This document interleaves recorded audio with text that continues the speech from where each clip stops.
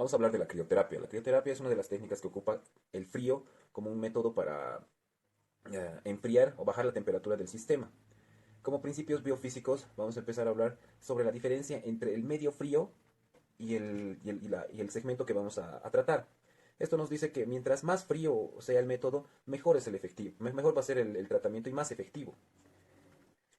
Como segundo principio, vamos a hablar del tiempo de exposición, o sea, que nos dice que a mayor tiempo de exposición del frío o de la terapia de frío sobre un área, es mayor el efecto que queremos conseguir.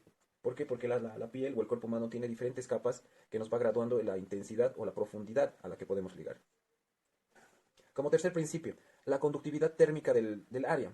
Algunas partes del cuerpo, o por así decir, algunos cuerpos, poseen más recubrimiento de tejido adiposo en ciertas áreas.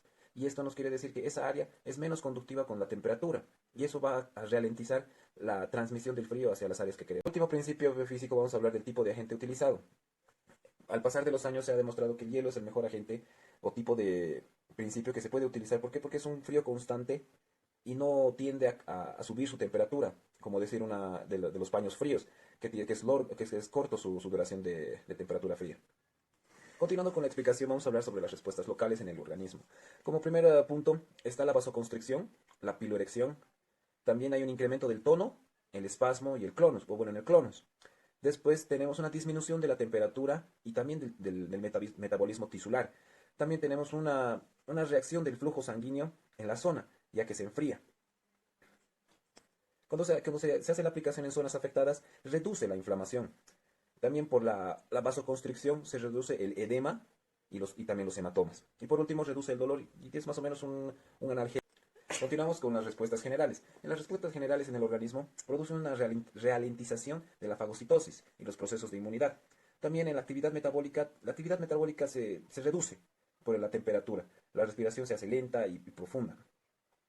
Los movimientos voluntarios y reflejos son reducidos en su mayoría en el área tratada. También aumenta la presión arterial.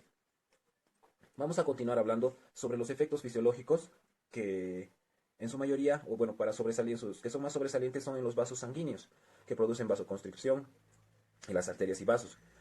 También podemos hablar sobre los nervios periféricos, su acción sobre los nervios periféricos, que provoca una disminución del dolor en el área tratada, por la acción directa que tenemos en las terminaciones nerviosas.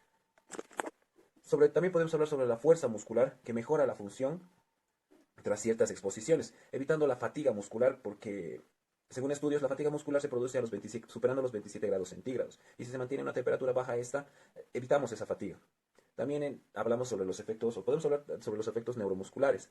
Sobre la crioterapia puede reducir temporalmente la espasticidad, no hacia a prolongado tiempo.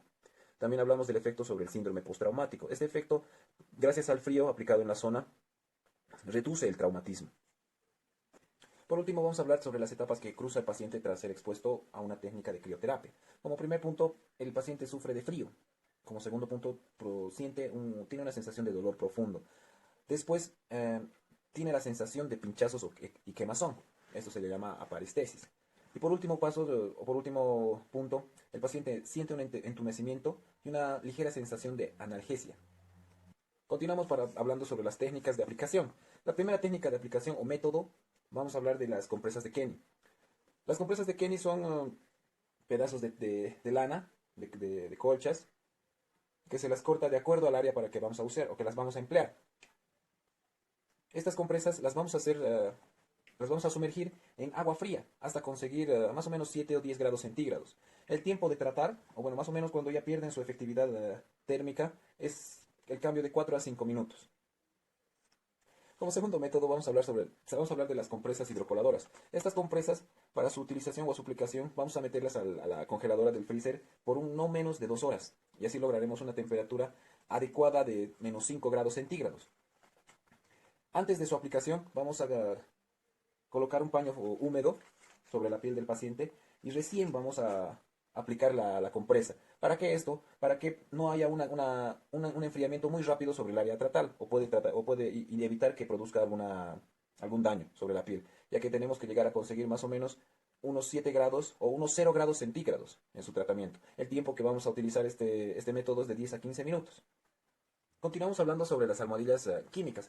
Este método que se utiliza son Son dos químicos separados que cuando se le hace la ruptura de su conexión, se hacen una mezcla química y producen un frío.